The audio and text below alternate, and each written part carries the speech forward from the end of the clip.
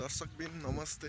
म आज तपाईहरुलाई एउटा सानो भ्लग मार्फत सूचना प्रवाह गर्न जाँदैछु। आज दिनकुनुमा भएको धेरै त्यो काण्डहरूले गर्दा दुईजना ज्यान गुमाइसकेका। नेपाल सरकार के गरिरहेको छ केही पनि हामीले बुझ्न सकेका छैनौं। राजावादीहरू पनि सडकमा उत्रेर दुईजनाको मृत्यु भइसकेको छ, जहाँ नेपाली जनताले दुःख पाइरहेका छन्।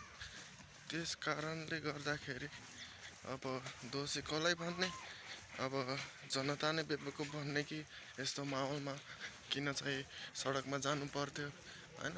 अब कसलाई चाहिँ के भन्ने, अब केही बुझ्न सकिएको छैन। अब दुईजना निर्दोष व्यक्तिहरूको चाहिँ हत्या गोली हानी प्रहार गरी मृत्यु भएको अवस्था देखिएको छ तीनकुनेमा।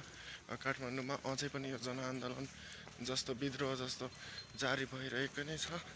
अब यसलाई कसरी न्यूनीकरण गर्ने, के गर्ने, त्यो अब सरकारले पनि केही पक्ष चालेको छैन। अब के गर्ने, यस्तै छ नेपालको कानुन नियम एन सबै पावर पाउँछ मात्र हुन्छ। अब राजावादीहरूले पनि आन्दोलन गरिरहन्।